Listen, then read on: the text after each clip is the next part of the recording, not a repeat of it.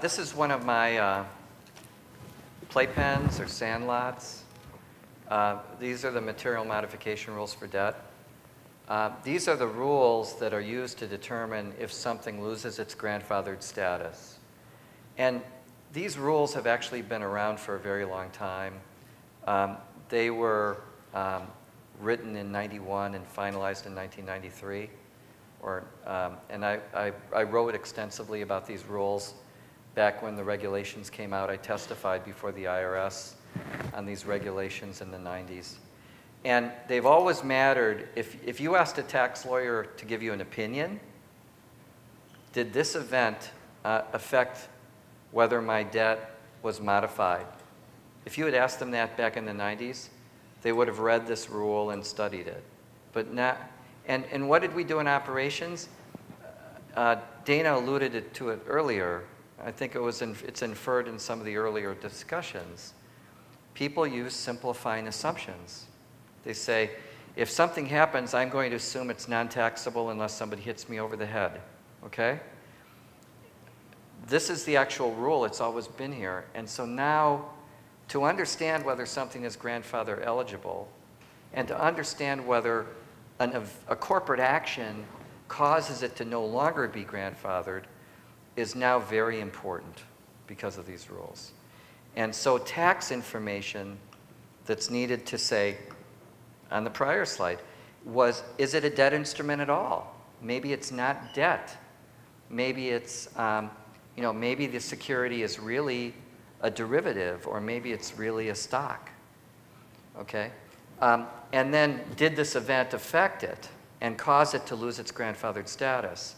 And so if you flip to the next slide, this is the key regulation, 1001-3, that sets forth the rules. I think that you have to worry the most about two general kinds of events: consents and tender offer solicitations, and any sort of restructuring or workout. Those are the two types of events. If those events happen, your antenna should go up, and you should really be worried that maybe you've lost the grandfathered status. Now, the reason I say that is because look at what the examples are at this last bullet. Change in yield, a change in timing of payments, a change in, depending on the change in the obligation or the nature of the debt, sometimes a change to the security.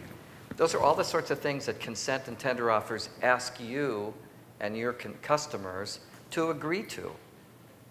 So depending upon what they do, and the analysis under these old tax rules that have been around for 20 years, you might have a material modification. And again, it's not something I think in the operations space that we are really necessarily trained to think about with this sort of, with tax hats on. Right. And I can tell you, at least from a client perspective, our clients are even interested in knowing during the corporate action, or while it's occurred, is it material? Are we dealing with a debt corporate action, which is a security that is materially modified? So I think the next step, and it's one that we're already starting to talk about in the SWIFT and the ZTSI groups, is about providing that transparency on material modification. So if you have a corporate action event, or if you have a QSIP in which you have a notification out to your client, and it's been material modified, the clients are going to want to know. We're already starting to hear buzz about that, even though we really had really not started with withholding. And when FATCA first started, this is the sort of thing that my account managers came to me and basically said, look, the really sophisticated brokerage firms want to know if Stevie, if you and Wolters Kluwer can help us decide whether these events have happened. And this requires both expertise and a greater level of data than what we generally see. So we had to build automation systems to basically pull very granular security master data and understand daily deltas in order to basically feed it into an engine run by experts about whether or not we meet these rules that tax lawyers care about. I don't know what your internal firms, as far as what you did in getting this information. I can share with you sort of the BBH trajectory. I can tell you that in making these decisions, we had a mini steering group which would meet biweekly to consider, how we would get this information out to our client. How are we going to get this material modification information sourced internally? Do we have this information somewhere in the bank already? Or are we somehow have knowledge of this information? At the time that we were, meeting in these steering groups, we didn't necessarily have the final regulations. So there was a lot of speculation on, look, is the IRS looking for us to go get it? And as corporate action folks or withholding agents, we all know that we hold the responsibility to go get the information for the investor. To that, very similarly, from a tax perspective and a client service perspective, we believe we hold the responsibility to go get the information. And then there's the regulatory need, of course. So it took us some time to get there, and I think it took the industry some time to get there to decide what we would do. And ultimately, a general consensus in where the industry's landed, and it's a good segue to the next slide, is to go get the information. Very similar to that of, when we talked about earlier on the corporate action, your reorg or mandatory event, we're going, and currently the industry is going and getting the information. Because as withholding agents, we feel that we have the responsibility to do so. That's a great point, Dana. But the bottom line here is that Next page. Actual notice here, actual notice could be a phone call from the issuer.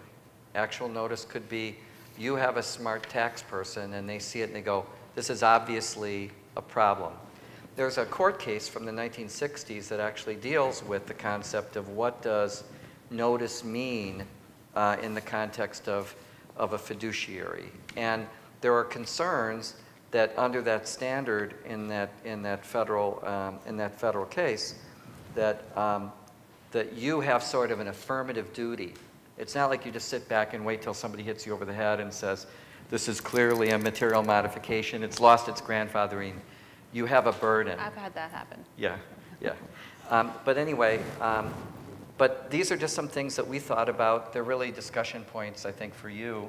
Is there anything you want to add about these, I think that Dana? just to, in considering the trajectory and the journey that we've been through in regards to where we landed. Initially, the rules had basically simply said, look, if you have reason to know, you need to apply the material modification, and therefore you need to withhold FATCA if applicable.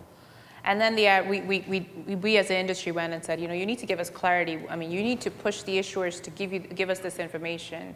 And although we kind of knew that we couldn't get there with the issuer community, the IRS came back and said, well, if as a withholding agent you have actual knowledge. And I think that kind of is where we were left off. And actual knowledge can be argued. We could probably have a panel on what's actual knowledge, if you're, especially with Stevie with her law background. But at the end of the day, it's, do you somewhere in your bank have information that may, and it may not be your corporate action group, it may not be your tax group, it may be another group that's looking at that same debt instrument for another purpose.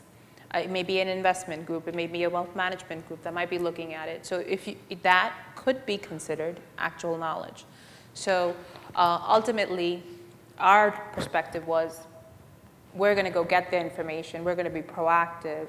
As a withholding agent and been through, in places where we've been through audits and stuff, that's kind of the best place to be. You went and got the information rather than awaiting the information, or as Stevie said, came and hit you on the head. Well, I mean, the case I was referring to is a 1966 case from the U.S. District Court in the Southern District of California called Vibradamp. And it said that actual knowledge means actual knowledge of such facts as would put a prudent person on inquiry. And I think that what Dana's doing is that she's saying, look, from our standpoint, we had to put in place processes to show that we were prudent.